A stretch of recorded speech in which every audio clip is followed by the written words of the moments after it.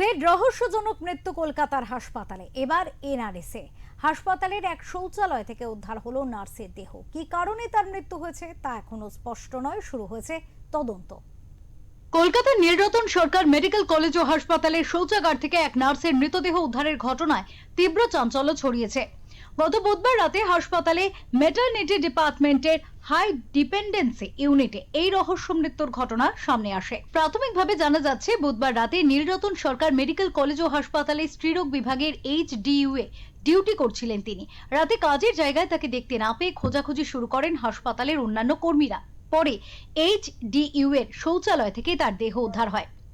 মৃত ওই নার্সের দেহ ইতিমধ্যেই ময়না তদন্তের জন্য পাঠিয়েছে পুলিশ। ময়না তদন্তের রিপোর্টে স্পষ্ট হতে পারে তার মৃত্যুর সঠিক কারণ। তবে হাসপাতাল সূত্রে খবর, শরীরে কোনো ওষুধ ইনজেক্ট করার ফলে মৃত্যু হয়ে থাকতে পারে নার্সের। ইতিমধ্যেই ঘটনার তদন্ত শুরু করেছে পুলিশ। এ বিষয়ে additional CP crime Kunal Agarwal তিনি সাংবাদিকদের প্রশ্নের উত্তরে জানান, জানা গেছে ইমিডিয়েটলি যা যা স্টেপস আছে, যে সিন অফ ক্রাইম আছে সেটা সিন করে দেওয়া হয়েছে এবং আর এখন পোস্টমর্টম করা হবে এবং বাকি যা ইনভেস্টিগেশন আছে অলরেডি আমাদের রেডি হোমিসাইড স্কোয়াড যারা আছে তারা অলরেডি ঠিক আছে।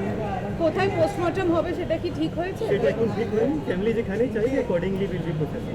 কোনো সুইসাইড নোট বা এরকম কিছু কি পাওয়া গেছে? কিছু হয়েছে সেটা টু আর্লি টু সে, এখন সেই মতন আমরা ইমিডিয়েটলি কিছু পাইনি, আমরা জাস্ট ভিজিট করলাম স্পট। কি সিজ কিছু হয়েছে ওখান থেকে ইনসিডেন্ট? তিনটে সিন অফ ক্রাইম আছে এবং যা ট্রলিতে ছিল মোশনলেস অবস্থায় যেখানে উনি ছিলেন ট্রলিকে সিজ করা হয়েছে, স্ট্রেচারকে সিজ করা হয়েছে এবং তিনটে সিন অফ ক্রাইমকে সিজ করা হয়েছে। এন্টালি থানার পুলিশ ঘটনার তদন্ত শুরু করেছে। ওই নার্সের ব্যবহৃত মোবাইল ফোনের কল ডিটেলস খতিয়ে দেখার পাশাপাশি তার পরিবার ও সহকর্মীদের সঙ্গে কথা বলে সাম্প্রতিক সময়ে তার কোনো ব্যক্তিগত বা পেশাগত মানসিক চাপ ছিল কিনা তা জানার চেষ্টা করছেন তদন্তকারীরা। ব্যুরো রিপোর্ট, ওঙ্কার বাংলা।